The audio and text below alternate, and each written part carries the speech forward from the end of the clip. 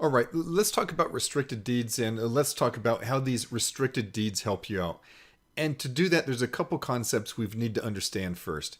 And the first one is just a really basic concept, and that concept is this: creditors step into your shoes.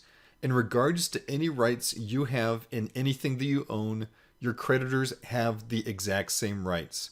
Once again, whatever rights you have in property, the bad guys are going to have the exact same rights. So keep that concept in mind. Other concept we've got to know. This concept is in regards to property. First in time is the first in right. Whoever's the first person or first entity to have rights in a property, they win. It's just that simple. And the classic example is a first mortgage.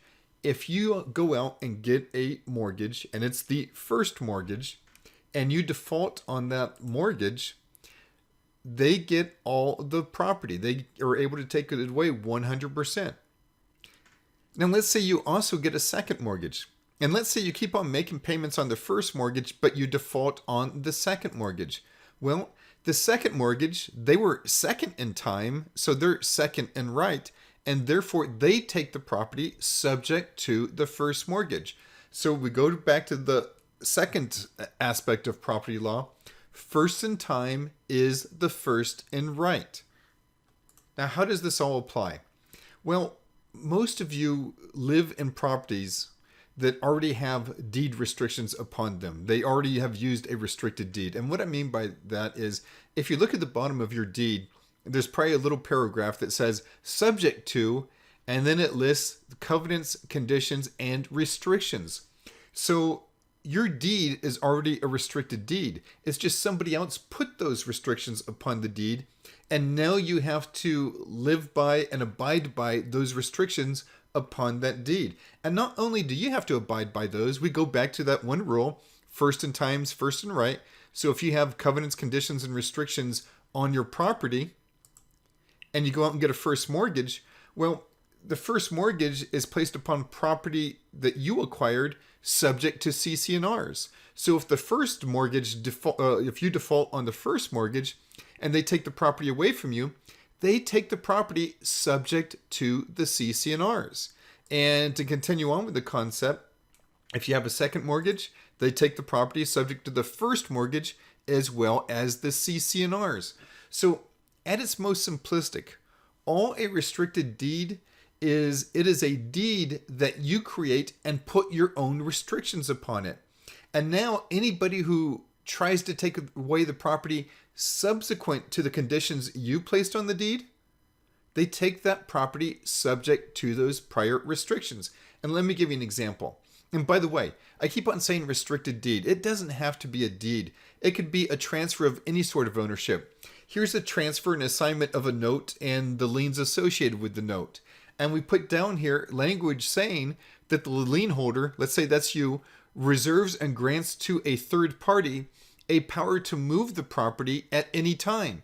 So now if the bad guys come kicking down the door and take away this promissory note after this transfer has been recorded, they take it subject to the pre-existing restriction that a third party can move that at any time. By the way, same thing applies to LLCs. We can make it whenever we assign an LLC interest, it's subject to one of these restrictions. We can put the restrictions on it. And all we're saying is the transfer reserves a special power to appoint in whole or in part the membership interest to anybody else in the future.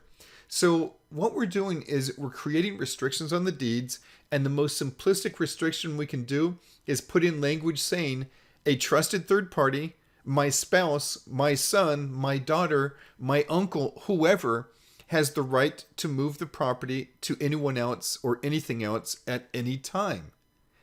And now, whenever the bad guys take that property, it is subject to that pre-existing restriction of where that trusted third party can move it at any time. And let's go through an example here. Let's say things go to code red.